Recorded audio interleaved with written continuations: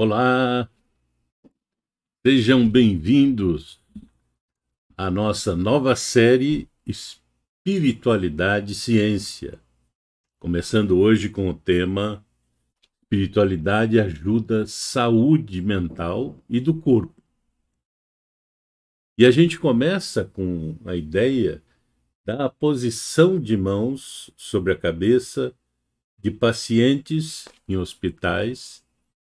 Mãos apostas, né, ajudam o paciente na sua meditação, na sua oração, no sentido de aliviar mesmo suas dores, a despeito dos remédios que toma, dos analgésicos, né?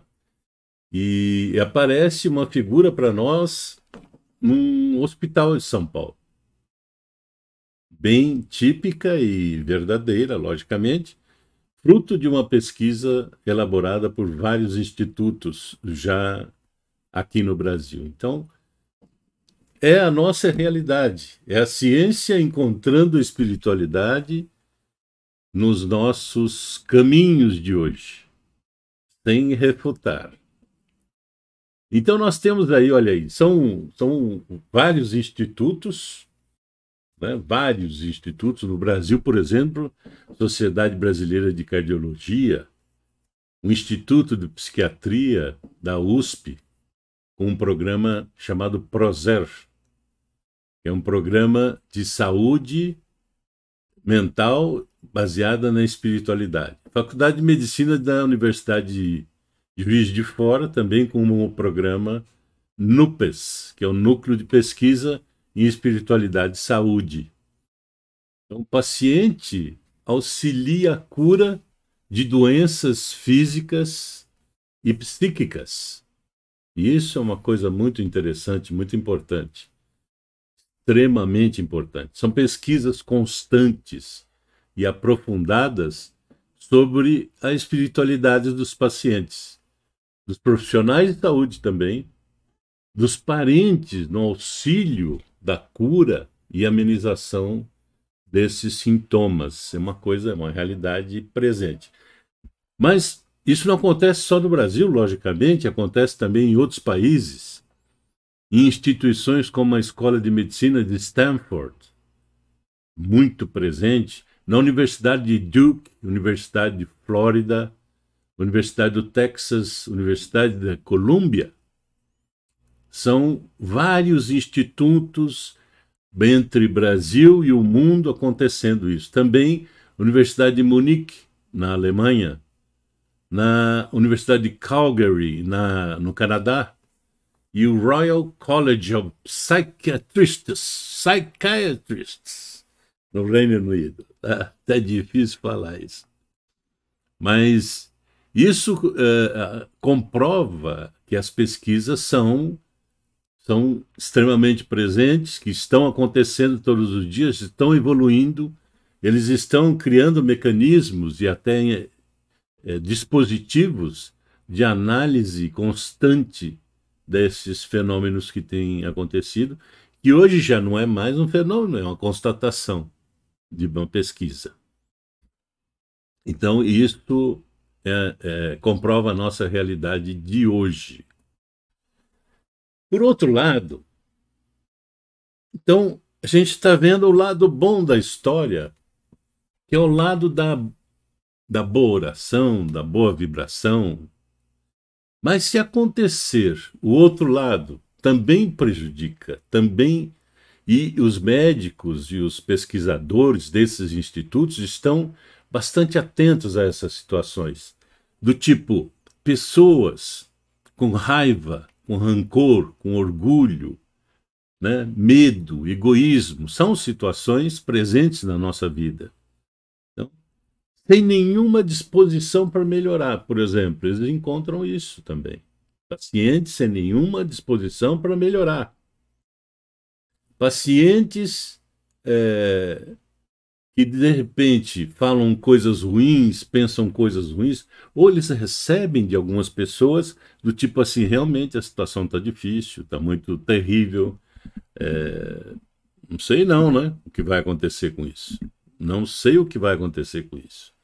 Então, isso envolve o paciente de tal forma, e ele se autossugere também, se ele não conseguir se desvencilhar disso, envolve de tal forma que ele vai caindo, ele vai abandonando, vai deixando, vai. E a gente vê isso acontecer ao nosso lado, muitas vezes. Pessoas que a gente conhece, parentes nossos, acontecerem isso, ou de um lado ou de outro. Se acontece um desses fatores aqui de raiva, rancor, orgulho, medo, egoísmo, o que for, agrava a situação do paciente, podendo levar a óbito. Isso foi constatado pela pesquisa também. As evidências, minha gente, há muitas evidências, né? Muito claras, muito que marcam essas expressões, que marcam essa situação da espiritualidade, tem impacto significativo na saúde e no bem-estar do paciente. Tanto no hospital, principalmente no hospital, que é um ambiente, de certa forma, que já deixa o paciente meio que né, meio que né, aturdido, fica numa situação ruim e tudo mais, e no bem-estar desses pacientes também, de saúde e bem-estar, né? Associada, isso se associa na pesquisa, nas constatações verificadas, nas investigações feitas, menores níveis, olha aí, menores níveis de mortalidade, de depressão, de suicídio, uso de drogas, ou mesmo internações e medicamentos. Então, uma preparação desse paciente, ou uma preparação dessas pessoas, e até eu diria o seguinte, uma constante vigília sobre aquilo que acontece na vida da gente. Uma constante vigília, não deixar que maus pensamentos nos aturdam, não deixar que nada nos acometa de certa forma, envolvendo a gente por períodos prolongados. O que acontece, na verdade, é que nós não somos isentos de depararmos com situações difíceis na rua, em casa, qualquer situação dessa, por notícias terríveis que acontecem a todo instante, né? Tem uns canais, né, pinga-sangue aí que existem em todo lugar, mas não nos envolvermos na situação, não deixar isso por períodos longos. Então, o aspecto espiritual nosso tem impacto direto na saúde e no bem-estar. Esse é um fator extremamente relevante. Isso eu digo o seguinte, a gente já sabia mais ou menos por sentimento, por estudo da espiritualidade, mas hoje se constata em pesquisas feitas em hospitais, em pacientes de consultório, que isso acaba sendo associado a menores níveis de mortalidade. Isso é extremamente importante. Menores níveis de depressão, de suicídio, que é uma coisa terrível, que as pessoas abandonam, elas simplesmente não acreditam nelas mais, né? Abandonam-se de uma vez por todas, né? Não tem o mínimo de reação sobre aquilo. O uso de drogas, que é né, uma situação que a gente vivencia, terrível também, e internações e medicamentos. Então tem gente que não precisa de medicamento porque você preparou antes. Elas estão preparadas antes. Isso é fenomenal. Mas sempre valendo, né? Sempre realmente uma situação muito interessante. A pessoa religiosa, ela é espiritualizada. Ela faz as suas orações, ela faz os seus... Né? Então isso, alguns estudos, até estudos todos os estudos da área de saúde, porém, tem alguns estudos específicos da área de psicologia, saúde também, porém psicologia. Mas as pessoas religiosas são espiritualizadas. Mas não significa também, constatado pela pesquisa, que a pessoa espiritualizada segue necessariamente alguma religião. Então, religião acaba sendo um fator adicional, um fator que ajuda mais, ajuda interessantemente nesse processo, mas não necessariamente é o primeiro fator. O primeiro fator é a espiritualidade. Então, ela estaria ligada a uma busca pessoal de um propósito de vida. Isso é importante. E de uma transcendência, quer dizer, acontecem coisas, eu vivo com o mundo, eu acompanho o mundo, eu saio na rua, eu vejo as situações todas que se nos apresentam, porém, eu transcendo a isso. Eu vejo, constato, sinto, fico triste, mas não deixo isso achar morada no meu espírito. Então, transcendo a isso, envolvendo também relações, por exemplo, com a própria família, a sociedade e o ambiente. Eu não deixo que as coisas realmente me acometam. O fato das pessoas se desprenderem dos maus agouros, vamos dizer assim, né? Pensamentos insanos, que atraem vibrações baixas, isso realmente nos ajuda demais. Ajudam essas pessoas demais. Isso também constatado por essa pesquisa. Muito bem, a espiritualidade é um estado mental e emocional que norteia atitudes, pensamento, ações e reações, sendo passível de observação e mensuração científica, como disse o médico, o Dr. Álvaro Avezum Júnior. Ele é diretor da Sociedade de Cardiologia do Estado de São Paulo, da SOCESP. E ele é professor também do Centro de Cardiopneumologia da USP e do programa de doutorado do Instituto Dante Pazzanese, aqui em São Paulo, de Cardiologia. Então, olha só, são atitudes que só ajudam, constatadas por ele, por pesquisa, pelo grupo dele que faz a pesquisa também. Criam condição vibratória positiva e alterações químicas cerebrais positivas também, mensuradas pelas pesquisas e acompanhamentos nessas instituições. O perdão também. O perdão e a gratidão é um fator extremamente presente nessas pessoas que estão bem. Muitas delas, eu diria, e também isso está retratado nas pesquisas, muitas delas são pacientes de câncer ou pacientes mesmo de cardiologia, porém reagem de uma maneira tão satisfatória, tão magnífica, acabam se curando muitas vezes dessas doenças terríveis que muitos estão envolvidos e estão, de certa forma, totalmente acometidos e deixam-se acometer até o final, até o óbito, até a passagem.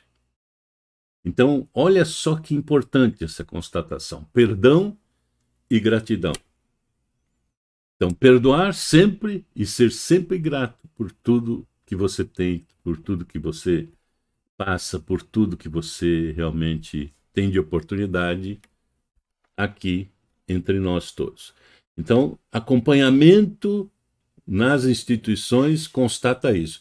Eu diria para vocês que essa pesquisa e a espiritualidade no ramo da saúde, no setor de saúde aqui na Terra, está muito avançada. Eles utilizam muito desses mecanismos, dessas inspirações e intuições recebidas realmente para atuar sobre os pacientes. Existe até uma associação aqui em São Paulo, deve ser uma associação nacional também, deve ter, né? Mas aqui Medinesp, que são médicos espíritas e que praticam isso de forma bastante constante, né? Então, e eu queria dizer para vocês agora o seguinte: já ouviram falar em Dr. Joseph Murphy, um conferencista famoso, doutor, né?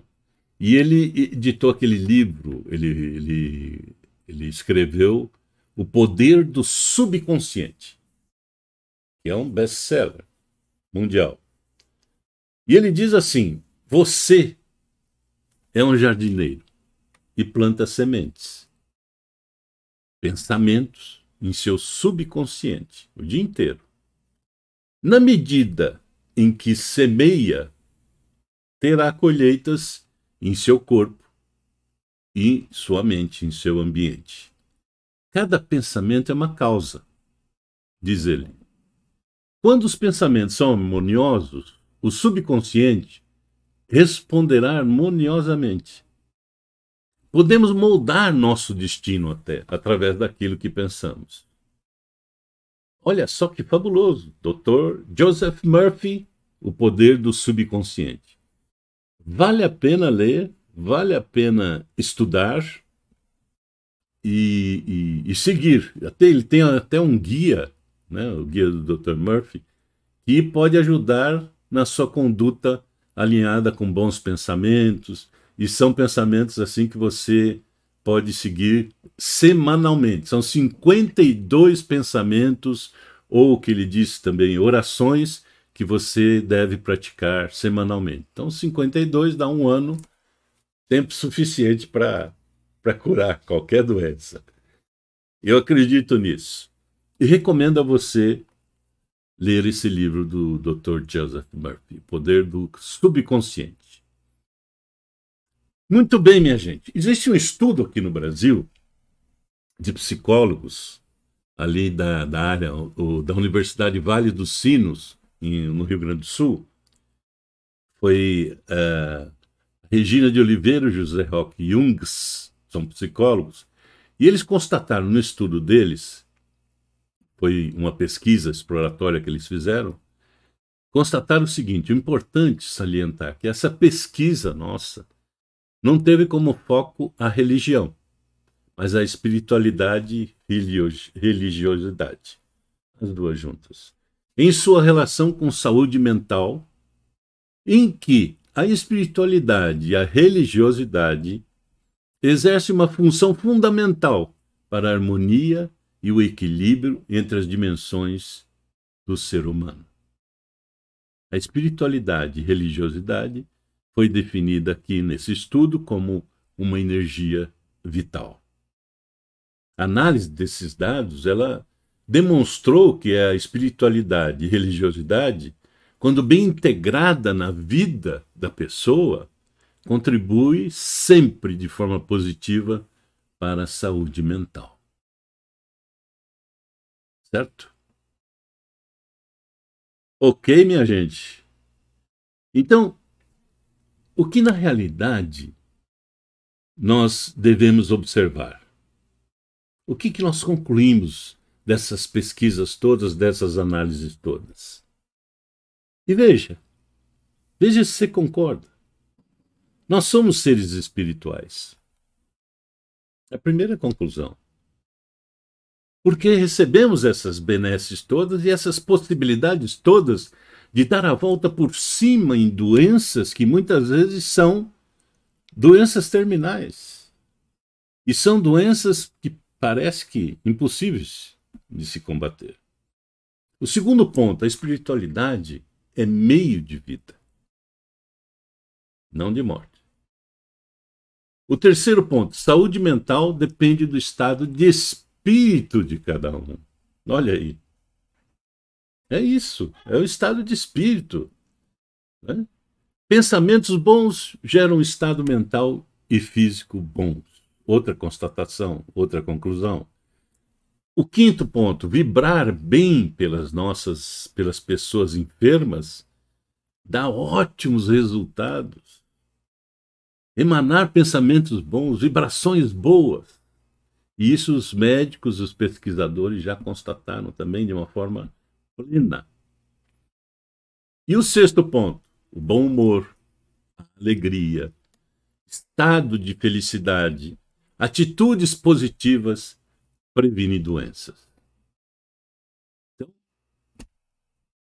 é isso que eu desejo que aconteça com todos nós aqui. Esse é o primeiro primeiro encontro nosso da série, dessa nova série, Espiritualidade e Ciência. Espero que vocês tenham gostado e teremos o outro daqui a 15 ou 20 dias, teremos um novo encontro sobre o tema muito importante para nossas vidas, muito importante para nossa alegria de viver. Então, eu vejo vocês no nosso próximo encontro. Um grande abraço e até lá.